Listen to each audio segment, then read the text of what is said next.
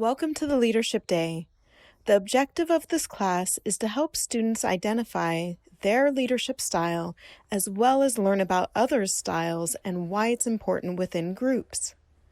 The priorities of the day are the Identify Your Leadership Style activity and the horse pack analogy. Materials needed are the leadership deck, projector, leadership style wall sheets, tape, pens or pencils, and the student leadership handout. Before starting class, tape the leadership style wall sheets to different areas of the wall. You'll want to have the placement on the walls be close enough for students to hear each other and yet far enough apart so when students have to get into their groups of their strongest and least comfortable leadership styles, they have enough space and they're not too crammed together. If your classroom is small enough, you can tape the G, R, O, and W to the four walls. If you have a bigger classroom or a smaller group, you may want to place the leadership styles closer to each other to make sure that students can hear each other. Slide 2 is a priming question. You can have students popcorn the answers. You don't have to spend too much time here. We just want students to begin to think about leadership styles. Slide 3. This is where students get to learn about the qualities of each leadership style. This is where the G, R, O, and W sheets on the walls are used with students. The first thing you want to do is pass out the leadership style sheets to students. Then, as you move around the room from each letter G, R, O, and W, you'll want to read the different qualities. You can either read them yourself or you can have students read them out loud. The point of moving around is to keep students active and engaged. Have students check off the qualities that they relate to as you go through each quality one by one.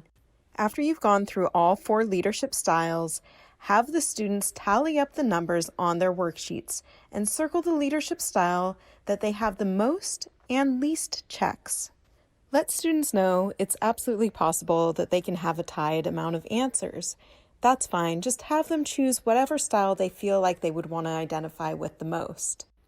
Another option, and what is recommended to do, is to have students whose answers are tied go into the leadership style that has the least amount of people in it. For example, if a student has tied leadership styles G and R, and there's less people in the R category, then that student should join that group. This can help add new perspectives and creates a more dynamic conversation. The next step on slide 4 is to have the students go to the corner that represents their strongest leadership style. Next, you're going to want to go through the questions. One student per leadership style group should answer each question. Staying true to the make space, take space rule we had at the beginning of class, have a new student in each group answer the different questions. Remember, only one student in each group per question. So one student in G, one student in R, one student in O, one student in W. Having students in each group answer these questions gives great perspective into other people's ways of thinking. Next, you'll do the same thing you did in slide 4, but in slide 5, have students go to the leadership style they believe is the most difficult for them. You'll go through the same process in answering the questions on the slide as you did with the strongest leadership style. On slides 6 through 10, you get to tie in the leadership styles together here by giving relatable analogy of leadership styles within pack herds. You can read directly from the slides. On slide 11, have the students write down on their Stepping Stones guide their strongest leadership style. Make sure they write down the type of leader, for example, visionary, instead of writing down the letter G that we associated with the visionary leadership style. Slide 12 you want to read out loud. This is the chance to acknowledge the accountability of every action or interaction we take, and every action has an impact. On slide 13, you can tie in how all the leadership styles work together in the real world. Leadership styles are very relevant in the workplace. Not everyone is good at everything, but for the aspects that are lacking, you can encourage your students to either build their capacity, or they can also ask somebody that has that strength to join the group and help them out if needed. Emphasize here the harmony that can happen in accepting and understanding other people and the fruitful results that collaboration can bring. Other points to think about incorporating are: Knowing the different leadership styles can help you understand other people's thinking patterns and how to best get along as a group through knowing the different group dynamics.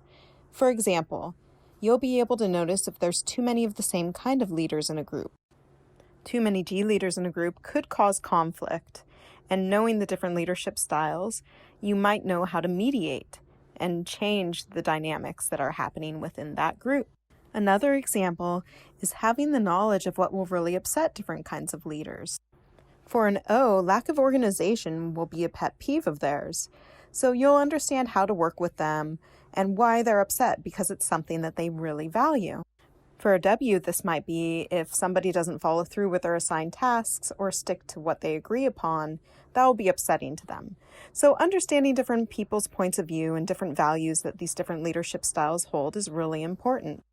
Hopefully now, when students notice that there might be a leadership style that's missing in a group, they can either step into that role or possibly recruit somebody. But having knowledge is power, and it can really help push things forward when they're working in group situations. Slide 14 is the opening slide for slide 15. Let students know that you're about to show them a list of jobs related to leadership styles. You'll want to emphasize to students that these are just suggestions and that any leadership style can do any job, but these are related to the patterns in which we've seen within different leadership styles. Also, let them know that all these jobs have an average of 50K or above, and that these are also bright outcome jobs that have been predicted to have good outcomes for the future. On slide 15, have students choose at least 2 jobs that sound interesting to them. You can assign for homework for them to look more into these jobs. They'll also have a day in the classroom where they'll be investigating different jobs online. You also have the option of providing a student handout, which is located in the Student Resources folder with our online training platform. We have now come to the end of our Leadership Day. Thank you so much.